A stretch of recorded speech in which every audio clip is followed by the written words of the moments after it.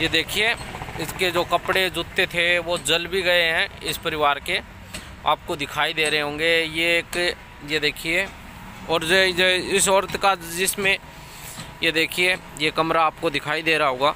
ये कमरा आपको आगे पता चलेगा कि मैं कमरा क्यों दिखा रहा हूँ। एक मिनट गेट खोली मुन्ना, ये गाय बढ़ रही है। ये देखिए ऐसे गाय भी ऐसे अंदर से बाहर निकलते हैं, सांड गाय। ये देखिए जिस कमरे के अंदर आपको मैं दिखाई देगा ये कमरा, आगे किस काम में लेंगे ये लोग और किस तरीके से खुला है। अंदर से दिखाना बेटा। ये देखिए आप दिखाई दे रहा होगा आप सभी को। ये कमरा आपको आगे पता चलेगा कि मैं क्यों दिखा रहा हूँ, किस लिए है।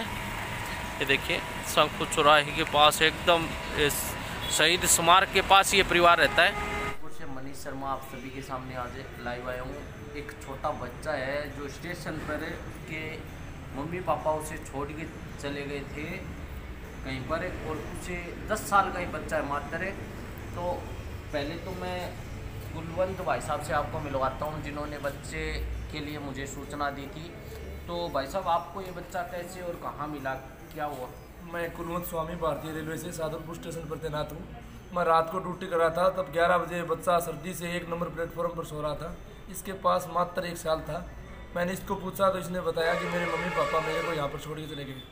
तब मैंने आप सभी को अवगत कराया।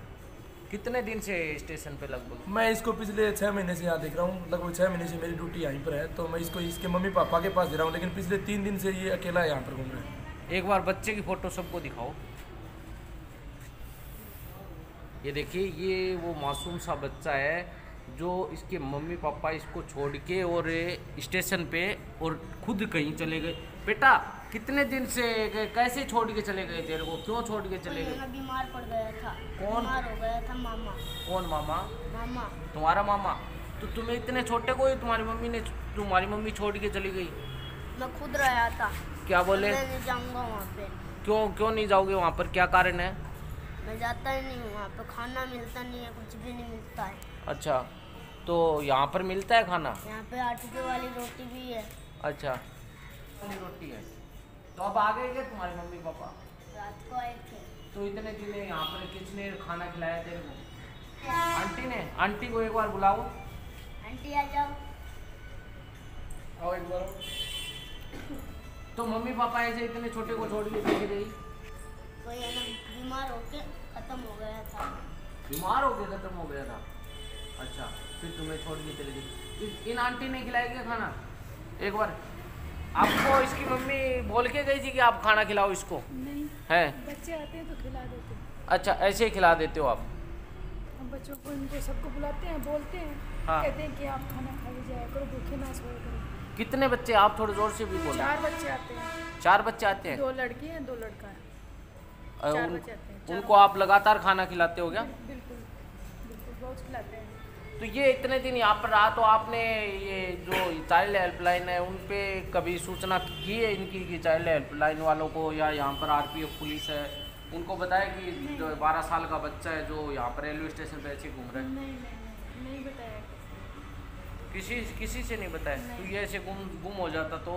अब ये तो पता नहीं, लेकिन बच्चे आते हैं खाना खिला देते हैं, बस इतना काम। तो बेटा तू पढ़ता है या नहीं पढ़ता है? नहीं। क्यों नहीं? घर वाले पढ़ाते नहीं है या फिर क्या का मजबूरी है, क्या कारण है? नाम ही नहीं है स्कूल। हैं? स्कूल में नाम नहीं है। किसी का नहीं है? तो 4 बहन भाई और है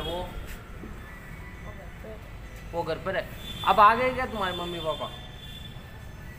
तो देखिए छोटा सा बच्चा है करीब 10-12 साल का, यहाँ के राजगढ़ के कुछ सेवाभावी भाइयों ने इसको जब पता लगा लोगों को कि ऐसे बच्चा है जो अकेले इसके मम्मी पापा इसको छोड़ के चले गए, तो कुलवंत भाई के पास ये सब सामान पहुँचाया है। और इस बच्चे को कल रात को भी हम आए थे यहाँ पर तलाश करने के लिए, लेकिन ये बच्चा नहीं मिला। रात को कहाँ पर था तू? मम्मी पापा के साथ में चला गया था रात को घर पे। जो अभी छोटा भैया हुआ है वो कहाँ पर रहते हैं? वो तुम्हारी मम्मी के पास कहाँ पर रहता है? मम्मी पापा सापुचुरा है, वहीं पर रहते हैं क्या? तो वहाँ पर लेके चलोगे मेरे को मिलाओगे उनसे? ठीक है, तो अपने वहाँ पर चलते हैं, फिर आगे वहाँ पर जानेंगे कि क्यों छोड़ के गए थे इतने छोटे बच्चे को। और आप भी भाई साहब आगे से आपको भी अगर ऐसा कोई बच्चा इस तरीके से मिले तो आप भी है ना अपने चाइल्ड हेल्पलाइन या फिर अपने आरपीएफ पुलिस को सूचना देकर कल मैं स्कूल में जाऊंगा भाई। स्कूल जाओगे?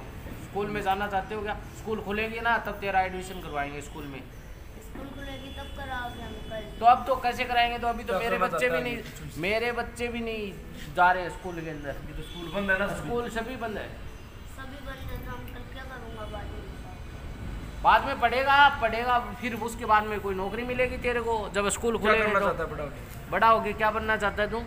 फौज में नौकरी करूँगा। फौज में नौकरी करेगा? जज्बा देश का इसमें भी देखिए बच्चे के अंदर कितना जज्बा है देश के लिए कि मैं फौजी बन के अपने देश की रक्षा करूँगा। और वास्तव में ही ऐसे बच्चों के लिए कुछ ना कुछ सरकार को व्यवस्था करनी चाहिए कि ऐसे बच्चों को सरकारी स्कूल में या किसी न किसी माध्यम से इन बच्चों को शिक्षा मिलनी चाहिए। मैं भी प्रयास करूँगा इस बच्चे को शिक्षा दिलाने के लिए।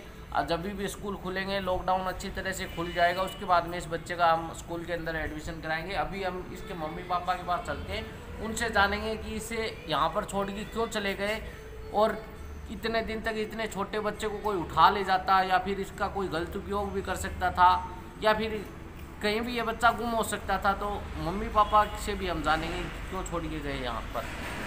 अभी हम वहीं पर चलेंगे, आप सभी को अपने साथ लेके।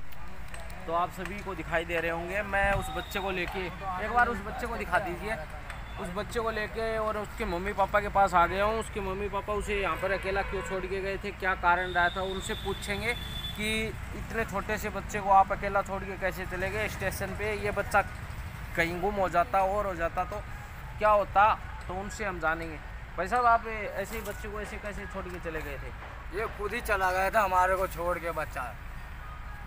ऐसे तो आपको तो पता होना चाहिए कि हमको तो पता था, इसलिए तो हम वहाँ पे जाके भी आया था। मैं वहाँ पे जाके आया, ये बोलते मैं यहीं पे सो गया था।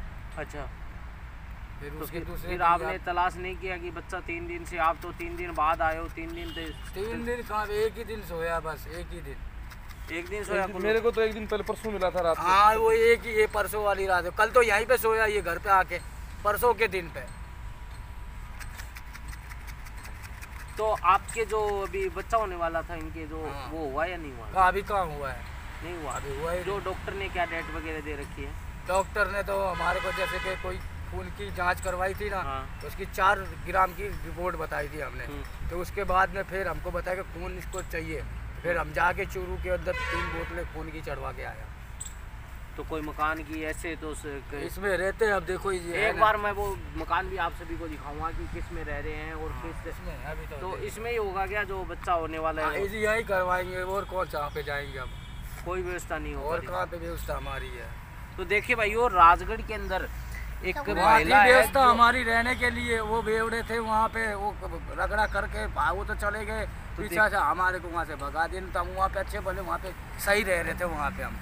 तो देखिए भाइयों, अपने राजगढ़ के अंदर एक महिला है जो गर्भवती। एक बार उनको दिखा दीजिए। आप इस बच्चे को हटाना है एक बार, आप क्या हटाए जाओ। ये देखिए गर्भवती महिला है, तो इसके बच्चा होने वाला है। और जो राजगढ़ में, तो आपके पहले से कितने बच्चे हैं? 4 है और ये 5वां होने वाला है। तो देखिए वो तो कोई बात नहीं है। देखो ऐसे लोग जो अनपढ़ होते हैं और तो उनको पता भी नहीं रहता कि क्या करे क्या नहीं करे, तो ऐसे लोगों को बच्चे होते रहते हैं। तो इनकी जो आपने पहले भी इनकी डिलीवरी कराई है, तो वो कोई मकान में करवाई है या कहाँ पर करवाई? वो हमारे गांव में करवाई थी। गाँव में, घर पर। तो भाइयों ये उस टाइम घर पर थे और अब लॉकडाउन की वजह से अपने राजगढ़ में फंस गए हैं। और राजगढ़ में मेरे को पता है इनकी व्यवस्था करने वालों की कमी नहीं है। अगर कोई भाई अगर व्यवस्था कर दे तो इनके जो बच्चा है वो छत के नीचे होगा। नहीं तो अब बरसात का मौसम है और छोटा बच्चा है, साथ में एक कोरोना महामारी चल रही है। तो आप सभी से मैं निवेदन करना चाहता हूँ कि ये रिजाई एक बार ये कल जो सहयोग किया था इस मुन्ने के लिए, रिजाई की और कम्बल की जो सहयोग आया था, वो सहयोग तो इन तक पहुँच गया। लेकिन इसकी माँ का जो सहयोग करना है वो सहयोग भी हम सभी को करना है मिलके। और ज़्यादा दिन नहीं, 2 महीने भी इनके कोई मकान की व्यवस्था हो जाए ना, तो ये बच्चे को जन्म देके और अपना जो सही तरीके से बच्चा थोड़ा बड़ा हो जाएगा, उसके बाद में वो मकान भी खाली कर देंगे। अगर किसी भाई के पास मकान खाली है तो हमसे संपर्क कर सकता है और इस बहन को अपना मकान देके और पुण्य का भागी बन सकता है।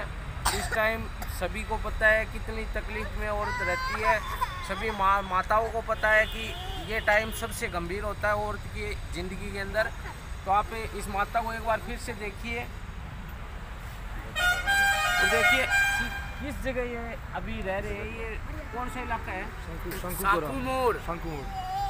तो ये शंकु मोड़ के पास एक वो टंकी बनी हुई है, वहीं पर ये कीचड़ों के अंदर रहते हैं, खुले में रह रहे हैं। बाहर एक कमरा है, वो कमरा टूटा फूटा सा कमरा है, लेकिन वो इनका भी नहीं है और उसके छत भी सही नहीं है और गेट भी नहीं है कमरे के आगे।